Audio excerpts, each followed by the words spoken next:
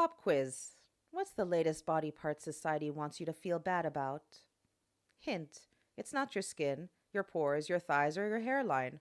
Nope, we've done all that. Now, they're coming for your bones. Let's get into it. Welcome back to Beauty Unlocked. I'm Carissa, and if you've scrolled through TikTok lately, you might have stumbled across a new wave of videos telling you your ribcage is too wide, or that your hip dips are ugly, or my personal favorite, that you can get rid of a wide ribcage with workouts, waist trainers, or ribcage shrinking hacks. Let's break it down. Can you actually change your ribcage? Why is this trend blowing up? And who profits when you hate your literal skeleton? First, where did this come from? Well, it's not brand new. It's just gotten a slick algorithm fueled Gen Z rebrand. Social media, especially TikTok, thrives on hyper specific insecurities. Researchers call this algorithmic micro targeting. The more niche the flaw, the more likely you are to watch, comment, share, or buy something to fix it. A 2022 study from Body Image Journal found that constant exposure to beauty filters and body focused content on TikTok and Instagram significantly increases body dissatisfaction. It's like a slot machine of insecurities. Keep scrolling, and you'll find a flaw you didn't even know existed. Enter your ribcage. But society's obsession with reshaping the torso is old. Let's rewind to the 19th century, the golden age of the corset. Women didn't just wear corsets for fashion, they tight laced them. Some, like Empress Elisabeth of Austria, better known as Empress Sisi, took it to extremes. Sisi was famous for her beauty and her wasp like waist, which she reportedly kept at just 16 inches or 40.64 centimeters. She spent hours a day tight lacing her corsets, dieting, and exercising obsessively to maintain this near impossible figure. In her diaries, Cece described her iron discipline, surviving on broth and oranges, and even refusing solid food for days. Historian Brigitte Hamann writes that Cece's tight lacing was so severe it likely displaced her ribs and compressed her internal organs. But let's be clear, my friends, not everyone, I'm going to repeat myself, not everyone in the Victorian era was squeezing themselves into impossibly tiny waists. Tight lacing was mostly an upper class elite fashion obsession. Women like Empress Sisi had the leisure, money, and social pressure to spend hours every day forcing their bodies into these shapes.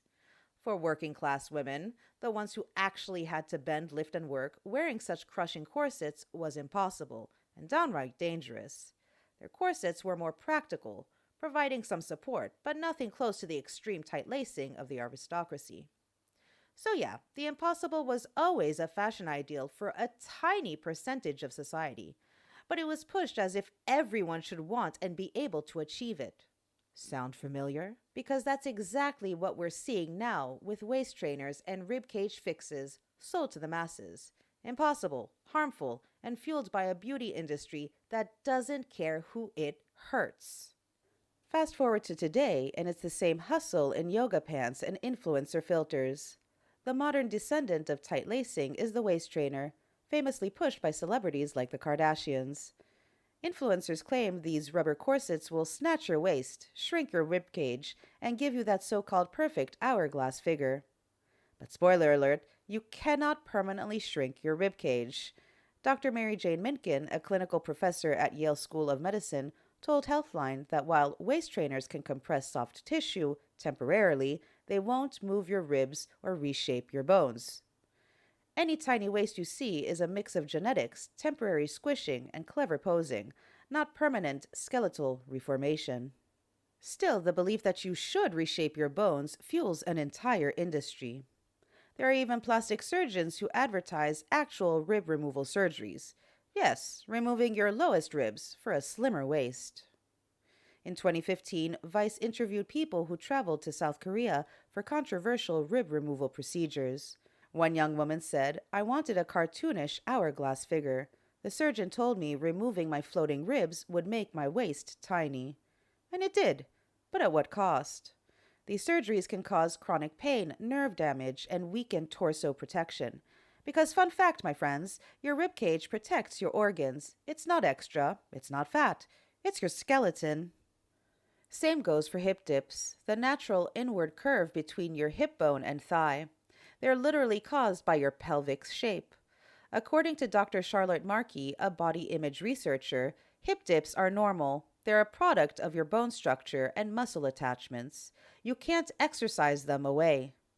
Yet, TikTok is flooded with workouts and padded shapewear, promising to fix them, as if a pelvis is a problem to solve. So who wins when your bones are the enemy? Not you, and certainly not your mental health. Beauty trends that demonize normal anatomy keep you spending money and emotional energy on things you can't fundamentally change. That's capitalism and patriarchy holding hands, skipping through your bank account. Every moment you spend worrying about your ribcage is a moment you're not realizing how absurd this all is. So here's your reminder, my friends. Your ribcage is wide because it's housing your lungs, your heart, and your other essential squishy bits. Hip dips means your pelvis is doing what it's supposed to do, support you. Your bones are not a flaw. They're your foundation. They're your armor. All right, my loves, we've reached the end of the episode. If you've loved it, share it with someone who needs to be reminded that your bones are not up for debate. Remember to leave a review and make sure to follow us on TikTok and subscribe to our YouTube channel. You'll find the links in the show notes. Until next time, my love buckets, stay defiant, stay informed, wear that SPF, and drink that water. You'll hear from me again next week. Bye. Make it clap, clap, clap. Make it clap, clap, clap. Make it clap, clap, clap. Make it clap, clap, clap.